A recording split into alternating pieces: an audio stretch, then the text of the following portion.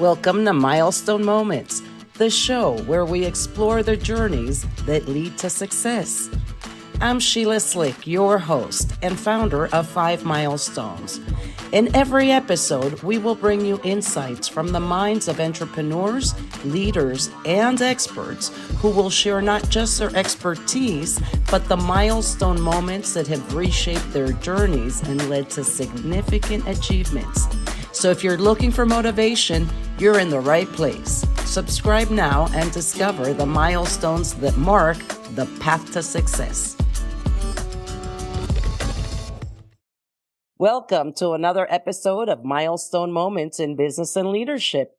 I'm Sheila Slick, your host, and today my special guest is Teresa Melito-Connors. She's the founder of Dr. MC's Self-Care Cabaret, a suite of theater-inspired self-care and professional development services for professionals. Dr. MC holds a PhD in educational leadership. In addition to her doctorate and published research, she is a licensed K-12 counselor with a Master's of Education in School Counseling. She also holds a BA in Theater Studies. Her true joy is bringing her scholarship, her experience, and her zest to audiences of all kinds nationwide. Welcome to the show. Hi, Sheila. Thank you. I'm excited to be here. And I'm excited to have you join us here today. Let's start by asking you how you got to doing what you do today. Yeah, thanks. So let's see. How did I get started? Well, it's been a little bit of a non-traditional path, I think. If folks were listening to the intro, what started out as an undergraduate degree in theater has somehow turned into a self-care business and a PhD. So I had dreams of going to New York and doing the theater grind and being a full-time performer. And I did that for a little bit, traveling back and forth to New York, but it wasn't enough. I always was feeling a pull back to education. So I found myself working back actually at my local high school as a secretary for a program that was running there. And I found that the work I was doing was related so much to school counseling, and I loved working with kids. My mom's an educator, and so it was very comfortable for me. And I thought, let me go get a master's in school counseling. Well, I loved that, and I loved being a school counselor. I ended up getting hired at a therapeutic high school here in Massachusetts. So I'm now got kind of launched into the special education arena. And then from there, I kind of realized that had kind of run its course at the time, but I was also, it was great experience. And I learned so much about working with kids with mental health issues, early onset psychosis, eating disorders, real significant, depression, anxiety. So I was finding it kind of difficult, to manage my own mental health and stress in that environment. And I went to my director one day and I said to her, express that this is a lot. I'm finding myself unable thinking about my students when I'm at home at night and not being able to separate myself. And she said to me, you need to learn how to not take that with you. She didn't offer any additional support or guidance or direction on how to do that. She just said I needed to figure that out. So I thought, well, okay. And that sent me kind of on a journey to start studying self-care and stress management. And I was in my, 20s at this point and was really turned to the work of Deepak Chopra, Dr. Wayne Dyer, Cheryl Richardson, Louise Hay, and all those self-care experts who have come before me. At this time, though, I thought this was just a me problem. This was just something that I was experiencing and other people didn't have this issue. Well, then as I moved through my career, I ended up in a position where I was now supporting, it was a statewide or trade association that I worked for. Now I'm supporting all the private special education schools here in Massachusetts, and as well as listening to stories from my mom and my mom's friends about teachers and burnout and stress and the workload and how difficult it is. And I'm thinking, we got to fix this. This is not helping. We need to, allow teachers more time and autonomy and take care of them. So I had always toyed with the idea of wanting a PhD, and that now it kind of seemed like the right time So I went to Lesley University here in Cambridge, Massachusetts, and studied educational leadership, with my main area of scholarship being self-care and renewal for leaders and teachers. I wanted to study how, as a leader in a school, if you practice self-care, but also promote it for your students and for your staff, as well as your students, like how will that impact student outcomes and what, and school culture and climate and retention rates. I mean, we've had a crisis in this country and with education that was brewing long before COVID. COVID definitely sped things up a little bit, but anyway, so as I'm working my way through the doctoral program, I realized, this is information that not just educators need. Everybody needs this. So I decided to start a little Facebook page called Dr. MC's Self-Care Cabaret, which brings in my theater experience and my love of theater and performing arts, as well as my self-care expertise. And that has grown. To date, I've done, oh gosh, I don't even know, probably close to 300 presentations at different schools and organizations. I have an online course, which Sheila is very familiar with and actually helped me build the back end of that. An online course for creating trauma-sensitive classrooms for students. And the work has now expanded to cover other areas in addition to self-care. But I always feel like self-care is the underpinnings of everything, because you have to take care of yourself in order to be able to care for others. And yeah, it's cliche, the whole you can't pour from an empty cup, but it's also very real.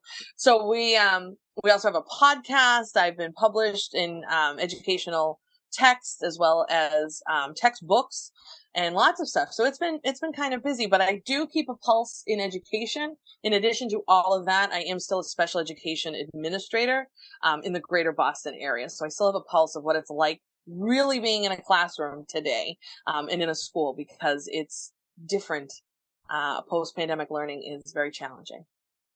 So help me just define or clarify some of what that was a lot of self-care means, right?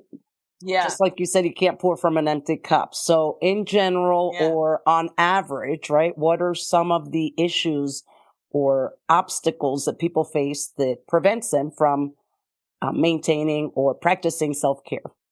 Yeah. So great question. So I'm not here to talk about mani-pedis and bubble baths and forced smiles. That's not really self-care. What we talk about is really the foundation of how you show up in the world, like the things that you do every day to manage your mental health, manage your emotional needs. And that really gets deep into different areas, and they're called the 10 domains of self-care. And we really look at like how we move our body, how we soothe ourselves, how we rest, how we maintain relationships. What does our environments look like? How we practice self-compassion. And teachers, and especially other helping professionals and entrepreneurs, like we just want to kind of take it all on. We think we can do everything. And especially I think with educators, because there's children in the mix, and nobody goes into education to, they want to support children and go extra. And I've seen so many people that just go, like, they will give and give and give and give. But what happens is then you run the risk of burnout. So that's really common, that teachers have and helping professionals have difficulty filling their cup first, so they're better able to care for others. Well, and that happens with entrepreneurs as well, right? Having to wear so many different hats. And sometimes even if you delegate certain things, you're still responsible or overseeing them. And absolutely, it's hard to set those boundaries where you say, okay, time to stop. You don't just clock out, right? Right. No, you don't. And you don't as an educator or a helping professional. It's very difficult to set those boundaries. And that's a lot of what I talk about in my work, is setting clear boundaries and helping people manage stress. And I mean, there was a New York Times article last summer. It really upset me. And it talked about folks 35 to 50 maladaptive coping mechanisms on the rise, and alcohol-related deaths in women like skyrocketed.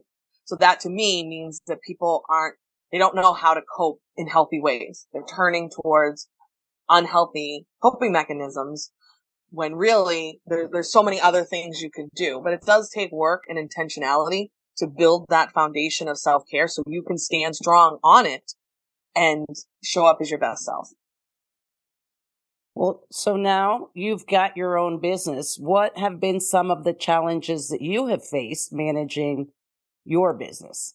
when you start a business, I think cutting through the noise. There's a lot of experts out there, quote unquote, and a lot of people that are just trying to like sell you their thing. And there's a lot of temptation, I think, to get like to, buy this person's course and take this and you'll make $1 gazillion, or do this and it's gonna, triple your Instagram following, like all these things. But really, a lot of it is noise. A lot of it is just people trying to make money. So as an entrepreneur, you have to be very careful and a little guarded, I think, with where you're willing to invest your time and energy, because you don't have unlimited time and energy, and you don't likely have unlimited resources. I mean, I certainly don't as an entrepreneur. So I need to be careful and mindful about where I spend my time and energy, because there's a fine line between something just being a hobby and something becoming a business. And I think, and I've worked with mentors, and I've done a lot with, like I know, Sheila, you've done work with SCORE, which is a phenomenal organization. There's also Entrepreneurship for All, E for All, they're nationwide. I've done like those types of organizations will really help you and give you the foundational information that you need. And there's others as well. And I had one of my mentors at E for All say to me, I was taking every little gig that would come my way, every presentation. Some of them I wasn't getting paid very much. Some of them were even volunteer. And of course, this was in the beginning. This was great because it helped me, hone my presentation and get my name out there and all of that. But it was taking so much time and energy to do that it was preventing me from being able to finally sit down and put together my first course, or to get the approval that I needed from the state so that I can award professional development points to educators who take my course. So it was preventing me from doing some of those other more foundational aspects of my business, because I was running crazy with the kind of the smaller things. And so I think, just realizing that if you want it to be a business, you have to treat it like a business. And sometimes that means cutting through the noise and really focusing on the goal and asking for help.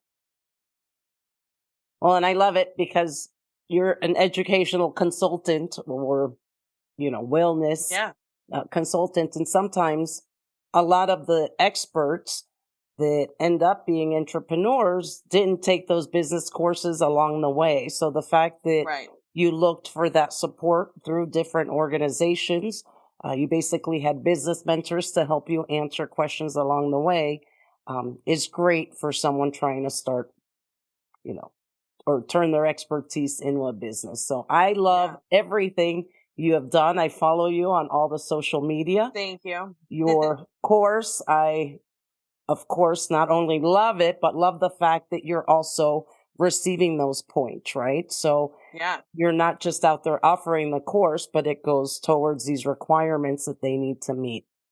With that in mind, what is your next milestone?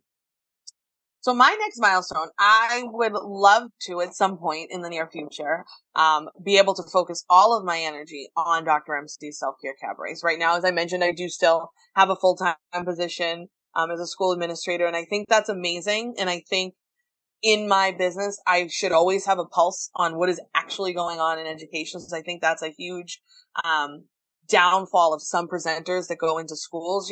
Their classroom experience or their school experience might be from 20 years ago. Classrooms don't look the same as they did 20 years ago. So if you're standing in front of me in a professional development workshop and you're telling me what things were like 20 years ago, that's kind of a turnoff for for the audience to be like, this isn't relative. This isn't, current research. Like, my research is current.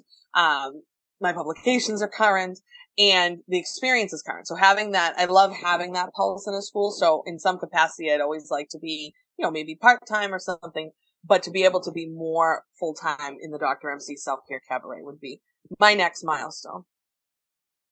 So for aspiring business leaders and entrepreneurs, what advice would you offer to help them prioritize their self-care while trying to achieve, their personal or professional goals? Yeah. So you have to remember that you are not a unlimited resource, you yourself. So you have to make sure you're taking time for yourself. You have to listen to your body and what it's telling you. I'll share a vulnerable example. Last fall, I think I was kind of burning myself out. I had several gigs last October. was running around different conferences. I have schools, plus the start of a new school year, plus just life, maintaining a social life and spending time with friends and family. And I got really run down and I got really sick. And I couldn't shake it. Well, in that moment, the business kind of came to a screeching halt. I tried to keep things going that I could keep going, or that I have other people that do work for me and support me. So I was able to keep some things going, but that was really scary. And so making sure and thinking back on it, I recognize where I had given too much of my energy. So, I wasn't taking care of myself. Even as a self-care expert, sometimes we don't take care of ourselves. Coming back from that, it's been more about prioritizing. Okay, what are the things? I haven't restarted my podcast. I also have a podcast, haven't restarted it. That's okay. That wasn't a priority. The priority was the things that were bringing in money. Let's get those back up and running. I had to shift some presentations around. I had to cancel some. Some of them I lost. Some of them I was able to reschedule. But focusing on those things, and the course, I really wanted to get the course up and running. So we focused there. But it really took kind of taking it all down to the basics. And okay, what are the most important pieces? I wasn't going to be able to just flip everything back on. Some things were going to have to wait. Social media kind of took a little bit of a back burner. I wasn't able to post as much as I or engage with my communities as but it's okay. So knowing where the priorities are and knowing the things that you can ask for help, or that you can delegate, or that just don't really matter. It's okay to let those go, because you have to keep yourself healthy and functioning and managing your stress. Otherwise, you're your business. So you have to prioritize yourself. Yeah, health comes first. Where can my listeners learn more about you, find your course, or follow you online? So I have my website, drmcselfcare.com. And on there you can find a link to my podcast page, presentations, the online course. I also host Joyful Movement dance parties every Tuesday at 4 p.m. Eastern Standard Time, free for folks to join. So there's information on there. It's called Dance Break with Dr. MC, because movement is very important to me. And making movement accessible for other folks is also very important to me. So that helps with that. And I'm also on social media, most active on Instagram and Facebook at Dr. MC Self-Care, DRMC Self-Care, and on LinkedIn, Teresa Melito-Connors or Dr. MC Self-Care Cabaret. Love it. Well, thank you so much for your time and joining me today. Awesome. Thanks, Sheila. And thank you all for joining us on another episode of Milestone Moments in Business and Leadership.